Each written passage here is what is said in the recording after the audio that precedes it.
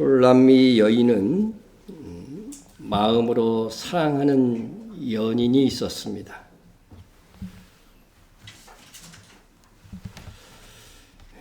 그는 양치기 목자였습니다.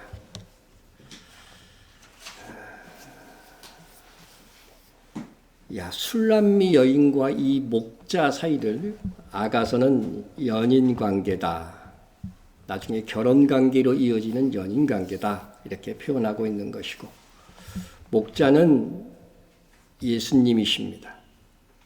그리고 술람미 여인은 구약시대로 하면 이스라엘을 뜻하고 오늘날 교회를 뜻합니다. 그리고 작게는 나 자신이다 생각하고 우리가 이 말씀을 들으면 됩니다. 그래서 우리와 또 예수님과의 관계가 바로 연인 상태다, 약혼한 관계다. 이제 주님 다시 오신 어린 양의 혼인식이 있다고 분명히 성경이 말씀하고 있죠. 우리가 결혼을 하게 되는 것입니다. 그것을 미리 보여주는 것이 아가서다, 이렇게 생각하시면 됩니다. 술람미 여인은 마음으로 사랑하는 목자가 있었지만 그녀의 마음과는 달리 왕궁으로 끌려와서 솔로몬 왕의 후궁이 되어야 되는 그런 처지가 되었습니다. 이러한 술람미 여인의 처지는 이 세상에 존재하는 교회 그리고 우리의 상황이라고 했습니다. 술람미 여인은 이같이 슬픈 상황 속에서도 연인인 목자를 그리워하고 사모하며 만나는 상상을 합니다. 그러나 그녀의 상상 속에서도 목자와의 만남이 이루어지기는 하지만 또 그 만남이 좌절되기도 하고 또 스스로 찾아온 목자를 등한시하는 등등의 상황이 전개됩니다. 우리 역시 주님을 사모합니다. 주님께서 다시 오실 날을 사모합니다. 하지만 때로는 주님과의 만남을 등한시하고 외면할 때가 있습니다. 술람미 여인이나 우리의 모습이 비슷하다고 하는 것입니다. 그러므로 우리는 아가서의 술람미 여인이 점점 변화되어져서 온전한 신부가 되어가는 것과 같이 우리도 변화를 통해서 점점 더 주님을 사랑하고 성숙한 신앙으로 나아가야겠다. 이것이 아가서를 통해서 우리가 배워야 할 점입니다. 술람미 여인의 첫 번째 상상이 아가서 1장 15절에서 2장 7절까지 우리가 이미 나눴고, 두 번째 상상이 아가서 2장 8절에서 17절까지라고 했습니다. 자, 그래서 이것도 우리가 나누었지만 끝까지는 못 다루었는데 오늘 두 번째 상상의 두 번째 부분을 끝까지를 살피겠습니다. 여기서 목자는 술람미 여인을 부르면서 숨가쁘게 달려왔습니다. 달려와서 나의 사랑, 내 어여쁜 자야, 일어나서 함께 가자. 지금 술람미 여인은 뭐하고 있다는 거예요? 잠들어 있다는 거죠. 일어나서 함께 가자 요청을 합니다. 하지만 술람미 여인은 목자에게 모습을 드러내지 않고 바위 틈, 그것도 낭떠러지 은밀한 곳에 숨어 있다는 비유를 사용합니다. 목자는 너의 목소리를 좀 들려달라고, 내 얼굴을 보게 하라고 하소연하고 있는데도 말입니다. 바위 틈 낭떠러지 은밀한 곳에 있는 나의 비둘기야, 내가 내 얼굴을 보게 하라, 내 소리를 듣게 하라. 지금 신부가 어디 있다고 비유하고 있냐면요, 낭떠러지는 좀 위험한 곳이잖아요. 그 중에서도 은밀한 이런 곳들에 숨어 있다고 하는 거죠, 지금. 오늘날도 주님께서는 성령의 감동하심과 또 말씀으로 우리에게 사랑의 하소연을 하고 계십니다. 부디 내 얼굴을 내 앞에 보여다오. 너의 목소리를 듣고 싶구나. 하지만 예배의 자리에 나올 수 있음에도 숨어있는 신자들이 있습니다. 모이기를 더디하는 것입니다. 또 주님께서 너의 목소리를 듣고 듣고 싶어 하나 기도하지 않습니다. 찬송을 부르지도 않습니다. 우리는 주님께서 부르시는 시간에 나와 예배하고 찬송하며 날마다 기도하는 주님의 이 바람에 부응하는 술람미 여인이 되어야겠습니다. 네. 주님과의 이 거룩한 교제를 막는 것은 무엇보다도 우리의 죄입니다. 사랑하는 사람끼리는 아무리 막아도요, 자꾸 만나고 싶어 해서 막 짬을 내서 만납니다. 아무리 바빠도. 예? 왜냐하면 그 시간이 너무 좋기 때문입니다. 하지만 한쪽에서 무슨 불륜이나 죄를 지으면 만나는 것이 어떻게 돼요? 꺼려지게 되는 거죠. 꺼려지게 됩니다. 주님과의 관계도 마찬가지입니다. 죄는 지독하게도 우리의 삶을 따라다니며 주님과의 교제를 방해합니다.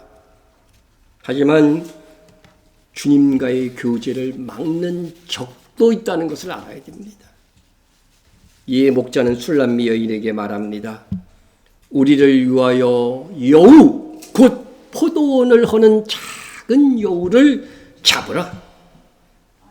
성경에서 여우로 묘사된 사람들이 누구였다고 했죠? 거짓 선지자.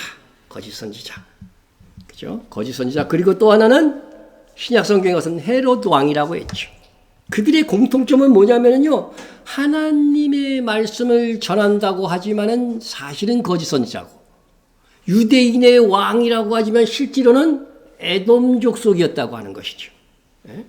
그러므로 교회 안에 들어온 교회인 척하지만 교회가 아닌, 진리라 선포하지만 실상은 거짓을 말하는 자들을 분별하고 그들에게 조금도 마음을 내주어서는 안 된다는 것이죠.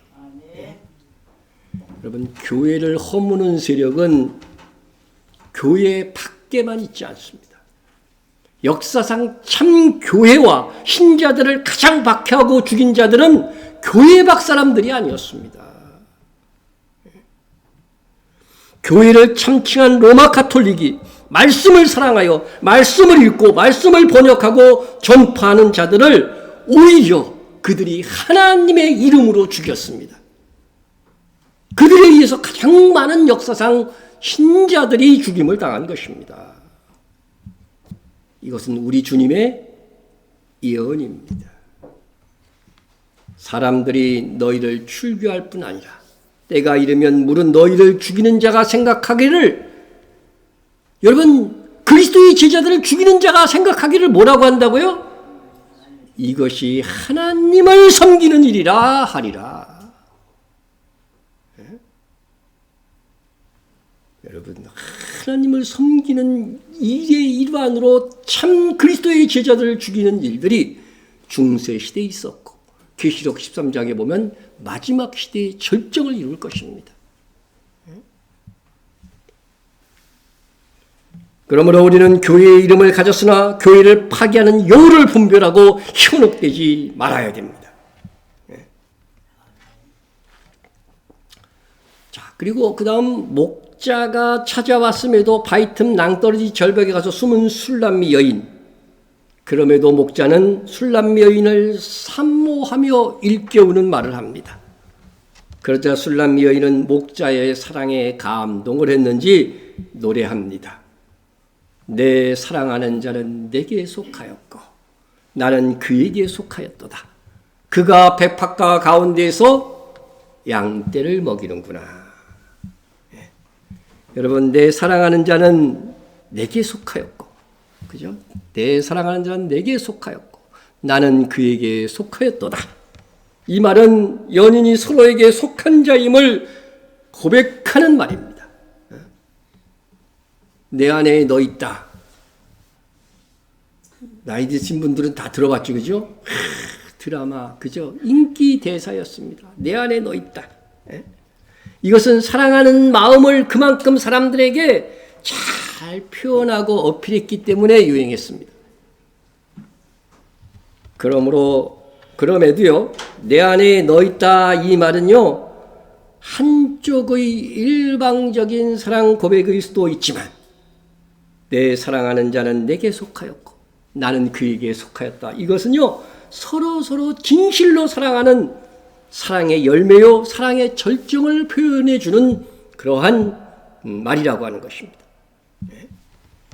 서로가 서로에게 속해 있는 관계만큼 온전한 하나는 없기 때문입니다. 이는 우리가 하나님께 속하였고 하나님께서 내 안에 거하신다는 의미로 받아들이면 됩니다. 이는 우리가 예수님께 속해 있고 예수님께서도 우리에게 속해 있다고 하는 것. 이와 같은 말씀인 것입니다. 그것을 뒷받침하는 성경 구절은요, 어떻게 보면 차고 넘칩니다. 그런데 우리가 하나님께 속하고 우리가 주님께 속하였다는 사실을 우리가 어떻게 믿고 알게 되었는가? 그의 성령을 우리에게 주심으로, 우리가 예수를 믿을 때 성령을 우리에게 보내주시고 우리 안에 거하게 하십니다. 그의 성령을 우리에게 주심으로 우리가 그 안에 거하고 그가 우리 안에 거하는 줄을 아느니라.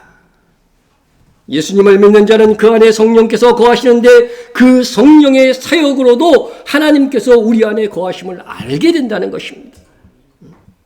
여러분은 하나님께서 또 예수님께서 그분의 영으로 내 안에 거하심을 믿습니까? 그러면 여러분은 술람미 여인과 같이 사랑 고백을 한 것입니다.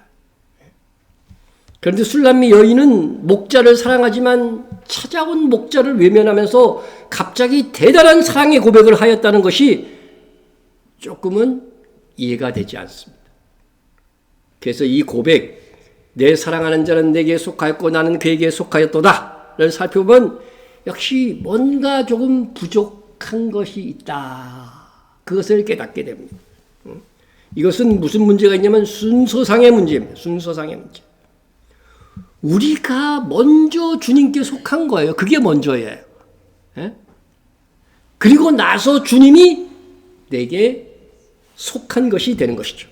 그런데 술람미 여인은 자신이 그에게 속한 것이 먼저가 아니고 내 사랑하는 자, 목자가 내게 속한 것이 우선 먼저였다는 것입니다. 여러분, 신앙생활에서는 무엇이 우선인가가 매우 중요합니다. 매우 중요합니다. 자신이 우선되는 신앙생활은 자기를 위해 주를 믿는 신앙으로 흐를 가능성이 높아요. 내가 주님께 속한 자라는 사실이 먼저인 사람은 뭐부터 먼저예요? 주님의 일이 우선입니다. 그러나 주님이 내게 속한 자라는 것이 먼저인 신앙은 주님이 나를 위해 존재하는 것처럼 자기 유익을 위한 신앙생활을 합니다. 이러한 신앙은 주님을 사랑한다고 합니다. 주를 믿는 믿음이 분명히 있습니다. 그러나 실제 삶에서의 신앙생활은 자기가 앞서는 것입니다. 자기 욕구를 만족시키는 소원을 품고 이를 쟁취하기 위해서 기도합니다. 내가 그렇지 않은지, 내 기도 제목이 그렇지 않은지 이거 늘 살펴야 돼요. 뜻이 하늘에서 이루어진 것 같이 땅에서도 이루어지이다. 이렇게 기도하는 것이 아니라 땅에서의 만족을 위해 하늘이 나를 도와주어야 한다는 식으로 신앙생활을 하는 것이죠. 말씀의 해석도 아전인수라는 말 알죠? 제밭의 물대기. 아전인수격으로 자기중심 번영을 위한 말씀으로 이해합니다. 이런 신앙은 이스라엘 백성이 하나님을 믿는다고 하면서 동시에 자기의 유익을 위하여서 우상을 섬긴 것과 같은 것입니다. 예수를 믿는다 하면서도 자기를 우상으로 섬기고 있는 것입니다. 이런 믿음은 물질을 우상으로 섬기며 예수를 믿는 비정상적인 신앙생활로 나아갈 수밖에 없다는 거예요. 우리가 처음 믿었을 때는 오늘 본문의 술람미 여인과 같은 믿음으로 시작할 수는 있습니다. 나를 위해서, 내 문제 해결하기 위해서 주님 앞에 나올 수 있습니다. 그런데 오래 믿었는데도 여전히 자기 중심의 신앙생활, 내가 잘 되기 위해서 주님이 존재하는 것과 같은 신앙생활에 머물러 있다면 주님께서 한탄하시는 것입니다. 그리고 어린아이가 태어나면은 누구밖에 몰라? 엄마밖에 몰라요? 그런 말이 아니라 자기밖에 모르잖아요. 자기밖에 모르기 때문에 엄마를 찾는 거예요. 그렇죠? 네? 자기밖에 모르기 때문에 하나님께 기도하는 사람하고 똑같다는 거예요. 배고프면 어떻게 돼요? 그냥 울어제낍니다. 그죠? 울어제낍니다. 자기 외에는 없습니다. 자기가 기분 좋으면 막 웃고. 네? 그런데 이 아기가 자라남에 따라서 부모의 뜻을 헤아리고 효도합니다. 부모의 뜻대로 움직여줍니다. 아가서의 술람미 여인은 처음엔 목자와의 관계에서 자기가 먼저예요. 자기가 먼저. 그 어투 하나, 사랑의 표현 하나하나에서도 그것이 나타나는 거예요. 하지만 점차 성숙한 교회의 신자로 변하는 것을 발견할 수가 있습니다. 아가서 1장 17절을 보면 내 마음으로 사랑하는 자야. 내가 양치는 곳과, 여러분 이 사랑하는 사람이 누구라는 거예요? 양치기 목자라는 걸 여기 할 수 있죠. 솔로몬 왕이 아니에요. 내가 양치는 곳과 경호에 시기하는 곳을 말하라. 내가 내 친구 양떼 곁에서 어찌 얼굴을 가린 자 같이 되랴. 지금 아가서 1장 단계에서는요, 술람미 여인이 사랑하는 목자가 어디에 있는지도 몰라. 목자가 있는 곳을 내게 말해달라고 합니다. 그런데 아가서 2장 본문 17절에서 목자는 어디에 있는지 알고 있습니다. 자, 16절도 보면은 내가 사랑하는 자는 내게 속하였고 나는 그에게 속하였다. 그가 백합화 가운데에서 양떼를 먹이는구나.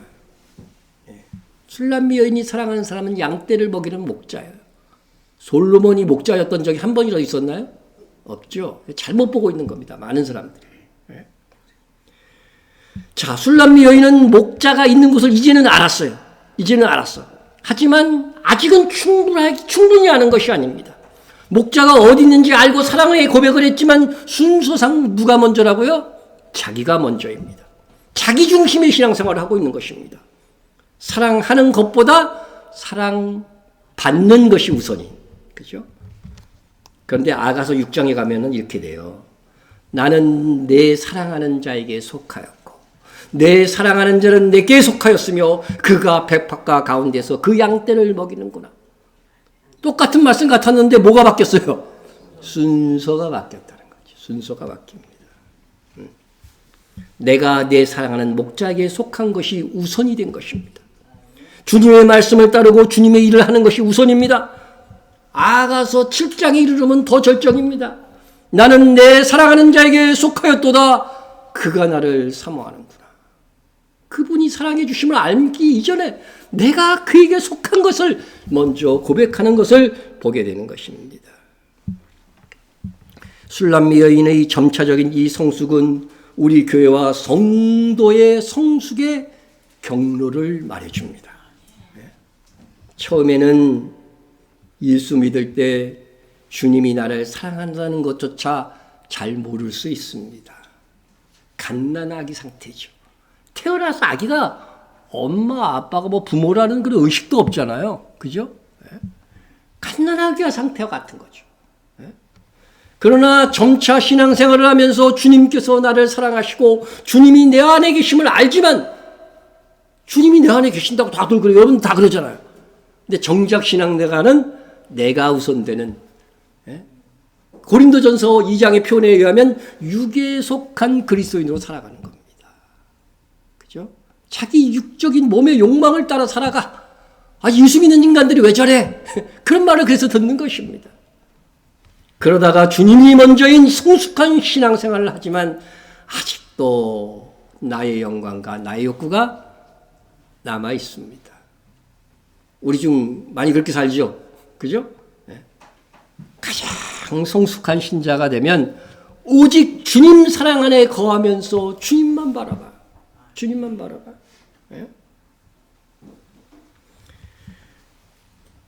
많은 분들이 이 신앙생활의 이 4단계에서 어떤 분은 1단계로 끝나요. 1단계로 끝나. 아직 신앙생활을 하면 죽을 때까지 갓난아기야. 옆에서 그냥 보조만 해줘야 되고, 위해줘야 되고, 자기 인정 안 해주고 칭찬 안 해주면 삐지고 막 이게 깐난아기 같은 상태인 거죠. 네? 더 많은 그리스도인들이 이 단계는 넘어서는데 육에 속한 그리스도인으로 살아간다는 거예요. 육에 속한 그리스도인. 자기 정욕을 못 이깁니다. 그런데 3단계부터는 성숙한 신앙생활이에요. 그러나 인간인지라 때로 넘어집니다. 온전하지 못합니다.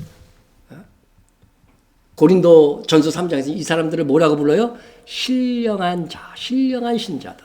이렇게 표현합니다. 그런데 마지막 4단계는 오직 주님만입니다. 오직 주님만. 한눈 팔지 아니하고 정말 주님만 바라보고 신앙생활하는 것입니다. 나는 어느 단계의 신앙에 머물러 있습니까? 내가 어느 단계에 있든지 한 단계 더 나아가려고 해야 됩니다. 1단계에서 갑자기 4단계는 힘들어요. 마지막 4단계의 신앙의 성숙에 이르지 못하고 죽는다면 주님 앞에 담대히 설 수 없을 것입니다. 4단계 주님만 보이는 신앙생활에 도달한 세월이 정말 얼마간이라도 있다면 그분은 정말 세상을 이기며 사는 신도요 넉넉히 휴거 성도가 될 줄로 믿습니다.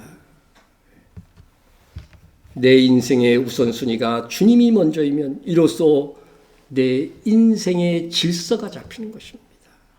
자기 것을 먼저 채우려고 하기 때문에 이 질서가 파괴된 인생이 되는 거죠.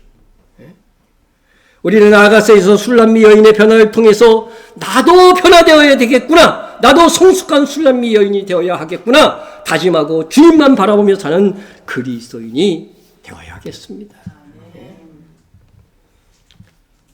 아가서에서 그래서 술람미 여인은요. 교회의 성숙을 말하고 있습니다. 우리도 성숙해져야 됩니다. 나만을 위한 신앙생활을 하고 있는 것은 아닌지 염려해야 됩니다. 술람미 여인, 성숙한 술람미 여인은 나를 위한 신앙생활이 아니라 섬김과 신앙으로 자라가는 그러한 술람미 여인. 그 모습이 나의 삶 속에 계속적으로 지향하고 나타나야 되는 것입니다. 자, 술람미 여인은 사랑의 고백을 했지만 아직 자기 중심의 사랑이었기 때문에 연인 목자가 함께 있지 못하고 이렇게 분리되어 있게 되는 것입니다. 내 사랑하는 자야. 날이 저물고 그림자가 사라지기 전에 돌아와서 베데르산의 노루와 어린 사슴 같았지라 했습니다. 술람 여인은 끝내 사랑하는 목자가 막 찾아왔어요. 지금 막 헐레벌떡 막 바쁘게 왔는데도 불구하고 만나지 못했습니다. 그죠? 예수님이 이 땅에 오실 때 자기 백성에게 왔으나 자기 백성이 영접하지 아니했다고 성경에 되어 있잖아요. 그와 같은 거죠. 목자가 떠나간 후에 날이 저물고 그림자가 사라지기 전에 다시 돌아오라고 그때서야 하소연합니다. 버스 지나간 다음에 손 흔드는 교. 버스가 막 오고 있을 때 손 흔들어야 버스가 쓰지. 다 지나고 난 다음에 손 흔들어봤자 아무 소용없는 거죠. 그런데 목자가 사라진 후에 베데르산의 노루 사슴같이 달려오라고 합니다. 베데르산 이스라엘 지명 중에 없어요. 그래서 이것은 어떤 지명이라기보다는 베데르라고 하는 의미를 전달하는 것이라고 보아야 됩니다. 베데르는요, 쪼개진 부분, 조각, 그런 뜻이에요. 베데르라는 뜻이. 그러니까 분리를 얘기하는 거죠. 큰 산이 있으면은 이 지역과 이 지역이 분리되잖아요. 산으로, 그죠? 분리되듯이 이 베데르라고 하는 이 말 속에서, 그죠? 분리를 의미하는 거죠. 분리되었다. 누구와? 목자인 연인과 이제 분리된 거예요. 분리된 거죠. 그러니까 다시 노루와 어린 사슴처럼 막 다시 달려와 달라고. 노루와 사슴처럼 달려왔는데 다시 또 떠나간 후에 다시 달려오라고 이렇게 지금 요구하는 것입니다. 어쨌든 이 본문의 말씀을 보면 목자와 술람미 여인은 산으로 분리된 연인 관계가 되었다고 하는 것입니다. 그리하여 술람미 여인은 목자에게 날이 저물고 그림자가 사라지기 전 낮에 돌아오라는 소원을 전한 것입니다. 하지만 주님은 우리의 마음속에 계시나 물리적으로 우리 곁을 떠나가셨습니다. 그래도 술람미 여인은 우리가 술람미 여인에게 배워야 할 것은 주님께서 다시 돌아오기를 구해야 한다는 것입니다. 노루와 어린 사슴처럼 속히 우리에게 달려오시기를 구해야 합니다. 그것이 주님을 사랑하는 우리의 마땅한 모습이다. 기도할 때 주님 속히 없어서 이렇게 기도하신 적 있나요? 아주 그냥 어려운 일 당했을 때나 그렇게 기도할 거야 아마. 그죠? 아우 차라리 죽었으면 좋겠다 그럴 때만 주여 소시옵소서 하다가 그 다음에는 어떻게 돼요? 좀 살 거 즐길 거 즐긴 다음에 오세요. 이게 우리의 마음이 아닌지 모르겠습니다. 그런데 여기서 술람미 여인은 노루와 사슴처럼 돌아오기를 강구하고 있습니다. 이미 술람미 여인은 첫 번째 상상에서도요, 예루살렘의 딸들아 내가 노루와 들사슴을 두고 너에게 부탁한다. 내 사랑이 원하기 전에는 흔들지 말고 깨우지 말지어다. 이렇게 했습니다. 이게 목자가 한 말이죠. 그리고 2장 9절에서도 보면은요, 내 사랑하는 자는 노루와도 같고 어린 사슴과도 같아서라고 합니다. 그리고 계속 이게 3장 5절에도요, 똑같은, 이 3장 5절에도 똑같은 말이 나옵니다. 똑같은 말씀이 있습니다. 그리고 오늘 본문 2장 17절에서도 내 사랑한 자의 날이 저물고 그림자가 사라지기 전에 돌아와서 베델산의 노루와 어린 사슴 같을지라. 여러분, 그리고 이 아가서의 마지막 장 마지막 구절에서도요, 내 사랑한 자야 너는 빨리 달리라 향기로운 산 위에 있는 노루와도 같고 어린 사슴과도 같아라. 베델의 산에서 향기로운 산으로 바뀌죠. 이건 그때 가서 그 의미를 새기기로 하고, 어쨌든 노루와 사슴이 계속해서 반복되어서 나온다는 것입니다. 5차례나. 이렇게 반복적으로 술람미 여인이 목자를 노루와 사슴 같다고 하면서 목자 역시 노루와 사슴을 두고 맹세하고 있다고 한다면 이는 단순한 시적인 표현이라기보다는 뭔가 예언적인 의미가 있는 것입니다. 그래서 성경에서 노루와 사슴을 찾아봤어요. 그랬더니 참 이 아가서뿐만 아니라 다른 성경에서도 노루와 사슴은 짝을 이루어서 거론된다는 것을 알게 되었습니다. 그는 사랑스러운 암사슴 같고 아름다운 암노루 같으니. 잠언에도 이런 말씀이 있어요. 그래서 이것은 사랑스러운 아내를 표현하는 구절입니다. 그런데 더 중요한 의미는 율법 규정에 있습니다. 구약 시대에는 코셔라고 해서 먹을 수 있는 고기와 먹지 못하는 고기가 있었죠. 그래서 정한 고기, 부정한 고기 이게 구분이 되어져 있습니다. 그런데 노루와 사슴을 먹을 수 있는 정한 고기에 속했습니다. 그런데 누구나 먹을 수 있다는 특별한 규정이 붙어 있었어요. 그러나 내 하나님 여호와께서 내게 주신 복을 따라 각성해서 내 마음에 원하는 대로 가축을 잡아 그 고기를 먹을 수 있나니 곧 정한 자나 부정한 자를 막론하고 노루와 사슴을 먹는 것 같이 먹으려니와. 또 다른 구절에서 정한 자나 부정한 자를 막론하고 노루와 사슴을 먹는 것 같이 먹을 수 있거니와. 계속 강조를 해요, 이거를요. 내 성중에서 먹되 부정한 자나 정한 자가 다 같이 먹기를 노루와 사슴 먹음 같이 할 것이요 했습니다. 그러니까 노루와 사슴을 먹는 것은 무엇에 대한 대명사냐? 무엇은 대명사냐? 노루와 사슴은 정한 자나 부정한 자나 가리지 않고 먹을 수 있는 고기의 대명사입니다. 여러분, 이스라엘 사람들은 지나가다 어떻게 시체를 만지면 어떻게 돼요? 부정한 자가 되는 거예요. 이방인과 접촉해도 부정한 자가 돼. 그런데 그런데 이 노루와 사슴은요, 정한 고기예요. 그러니까 부정한 자라도 자기 성중에서 이거 노루와 사슴은 먹을 수 있어요. 시체를 만졌어도 이 노루와 사슴과 같은 이런 고기를 먹을 수 있다, 그런 의미인 것입니다. 그러면 정한 자나 부정한 자나 가리지 않고 누구나 먹을 수 있다고 하는 이 의미는 무엇일까? 여러분, 우리가 절기에 대해서 우리가 절기를 지킬 때 오순절부터는 누룩이 들어간 빵을 드릴 수 있게 되었어요. 그것은 무엇이에요? 누룩이 들어간 자들도 이때부터는 정하게 된다. 그래서 오순절날 뭐가 시작된 거예요? 교회가 시작되는 거죠. 이방인의 교회가 시작되는 거예요. 그와 같은 의미인데, 예? 이스라엘은 무엇을 먹는가 하는 것은 자신들의 정체성을 드러내는 매우 중요한 규정입니다. 예?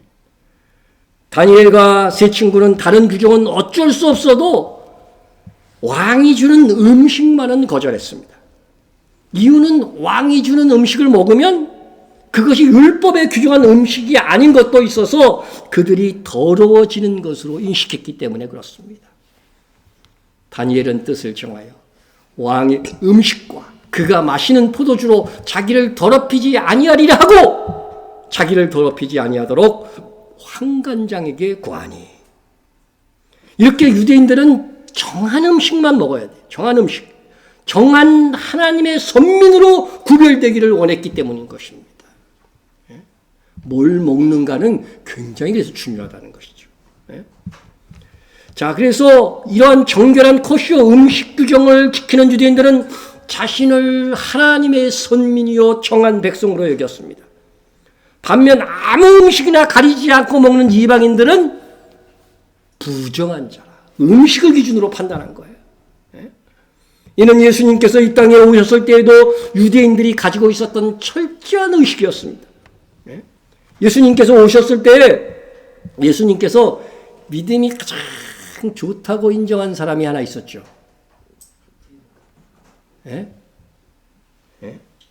로마의 백부장입니다. 유대인이 아니었어요. 기가 막히잖아요. 그죠? 백부장은 자기 하인이 병들자 예수님께 가갖고 자기 하인을 고쳐주기를 간구했습니다. 이에 예수님께서 고쳐주겠다고 하자 그렇자 백부장은 의외의 말을 합니다. 백부장이 대답하여 이르되 주여 내 집에 들어오심을 나는 감당하지 못하겠사오니 다만 말씀으로만 하옵소서. 그러면 내 하인이 낫겠사옵나이다. 이 말을요 굉장히 높이 가지도 않아도 예수님이 말씀만 해서도 낫겠다고 하는 이 말을 최고의 믿음으로 인정했다는 것이죠. 예수님께서 내가 진실로 너에게 이르노니 이스라엘 중에 아무에게도 이만한 믿음을 보지 못하였노라. 여러분, 이 말씀을 하시고서 주님이 놀라운 말씀, 이 사건을 통해서 하시는 교훈이 중요한 거예요. 교훈이. 그게 무슨 말씀이에요? 또 너희에게 이르노니 동서로부터 많은 사람이 이르러 아브라함과 이삭과 야곱과 함께 천국에 앉으려니와 그 나라의 본자손들은 바깥 어두운 데 쫓겨나 거기서 울며 이를 갈게 되리라. 여러분, 아브라함과 이삭과 야곱은 누구예요? 유대인이잖아. 유대인의 조상이잖아요. 그런데 동서로부터 많은 사람은 누굴까요? 이방인들인 거죠. 이방인들이요. 이 아브라함과 이삭의 이 야곱과 함께 어디 앉아요? 천년왕국. 우리 공간복음의 천국은 천년왕국이라고 그랬죠. 천년왕국에서 의미하는 그예요. 그래서 행위가 있어야 돼요. 그래서 동서로부터 많은 사람이 일어나 아브라함과 이삭과 야곱과 함께 천년왕국에 앉으려니와. 그러면 동서로부터 많은 사람, 그죠? 이 주와 함께 왕노릇할 수 있는 이방인들은 이 누구와 같은 사람이 되어야 된다? 로마의 백부장과 같은 사람이 되어야 한다고 교훈한 거예요. 성경에 기록된 로마의 이 백부장은 무슨 일을 했습니까? 그들에게 회당을 지어주고 그들을 돕고 얼마나 많은 선행을 했다고 하는 것이 성경에 기록되어져 있잖아요. 그래서 우리가 그와 같이 되고자 어떻게 하는 거예요? 이스라엘에 전쟁 지원 헌금도 보내고 구제도 보내고 선교도 보내고 그렇게 하는 것입니다. 우리는 이 성경의 말씀을 우리에게 적용해서 봐야 돼요. 적용해서. 그런데 이 로마의 백부장이 와갖고 예수님께서 우리 집으로 오겠다는 걸 감당하지 못하겠다고 마태복음은 기록되어 있지만은 실제로 예수님과 로마의 백부장은 만난 적도 없어요. 누가복음을 보면 그렇습니다. 예수께서 함께 가실 때 이에 그 집이 멀지 아니하 백부장이 누구를 보냈어요? 벗들을 보낸 거예요. 자기가 직접 만난 것이 아니에요. 마태복음은 그걸 생략하고 그냥 백부장이 말한 듯이 얘기했지만은 벗들을 보내어 이르되 주여 수고하지 마옵소서 내 집에 들어오심을 나는 감당하지 못하겠나이다. 그러므로 내가 주께 나아가기도 감당하지 못할 줄을 알았나이다. 말씀만 하사 내 하인을 낫게 하소서. 예? 왜 백부장은 예수님께서 자기 집으로 오시는 것을 감당하지 못하겠다고 한 것일까?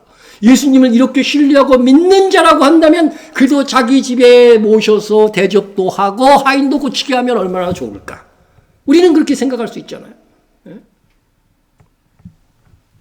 그러나 그는 벗들을 보내고 내 집에 들어오심을 감당하지 못하겠다고 한 것입니다. 백부장은 왜 예수님께서 이에 어긋나게 예수님께 직접 나오지도 않고 사람을 보내서 자기 집으로 오시는 것을 막은 것일까? 가장 결정적인 것은 유대인들이 이방인을 부정하게 여겼기 때문인 것입니다. 백부장은 예수님께서 자기를 만나 접촉하게 되면은 율법에 의해 예수님이 부정해지는 거예요. 그러면 또 24시간 동안 또 그죠? 이렇게 정결의식을 또 행해나는 거. 그런 불편을 줄까봐 염려한 거죠. 염려한 거죠. 유대인은 정한 자, 이방인은 부정한 자였습니다. 예? 나중에 그 서신서도 보면 바울 서신서에 베드로도 이러한 잘못을 범한 것이 성경에 나오잖아요. 이방인하고 먹는 것을 막 이렇게 부끄러워해서 숨은 거 그런 거 나오잖아요. 예? 그러니까 이런 의식들이 얼마나 강했던지 베드로도 이것을 깨는데 어려움이 있었던 것입니다. 그래서 베드로가 기도하는 중에 환상을 보았습니다.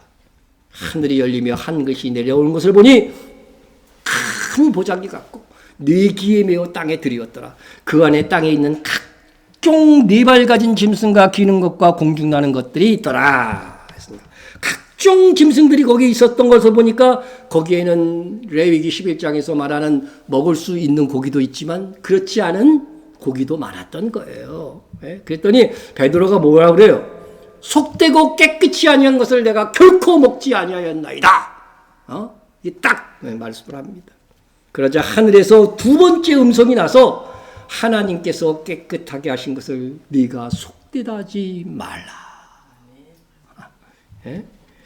베드로는 이 하늘의 음성도 도무지 이해가 안 되는 거지. 이 하나님께서 베드로를 깨우치고자 3번씩이나 반복했어요. 이 사건을. 결국 하늘에서 내려온 정한 짐승, 부정한 짐승은 무엇을 가리키는 것이었습니까? 이것은 구약 성경에 있었던 그런 모든 의식들을 해석하는 그저 하나님의 방식을 얘기를 해주는 거죠.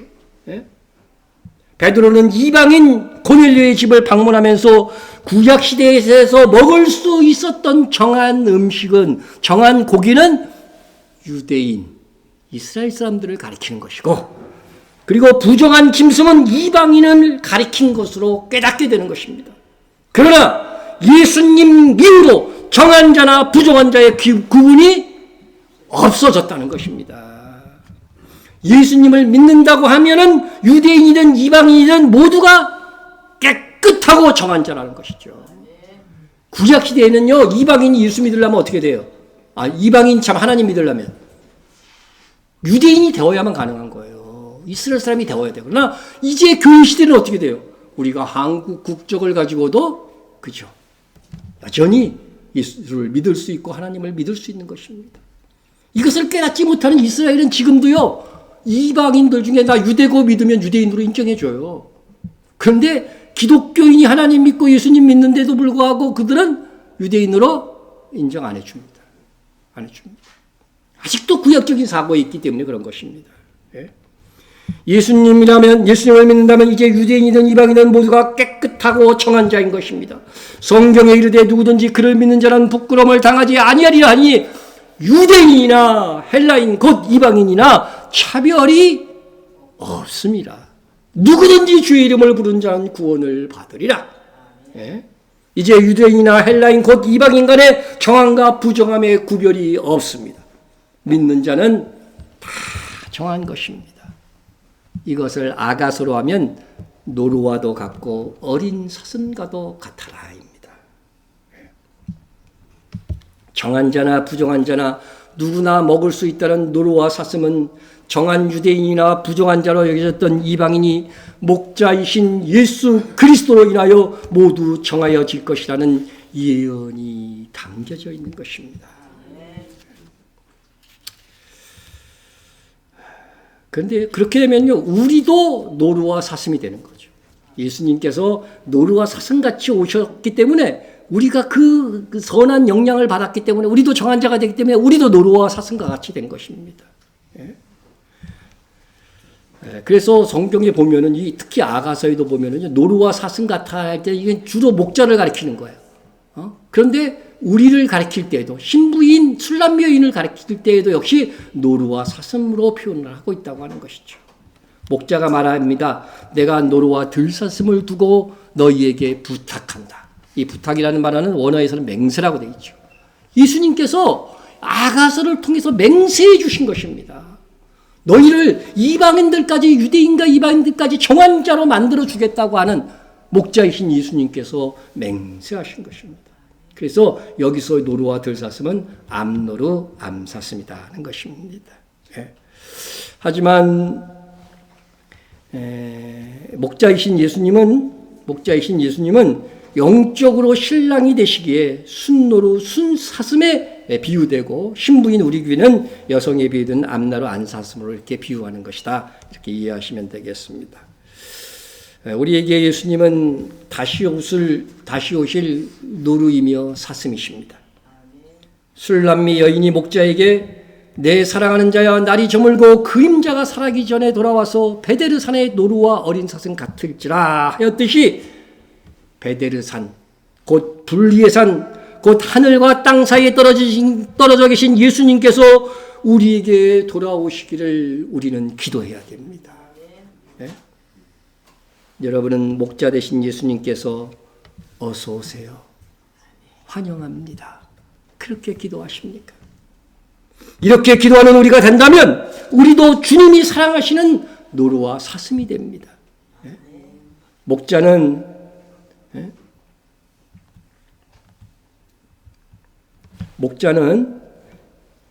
내가 노루와 들사슴을 두고 맹세한다고 하였습니다.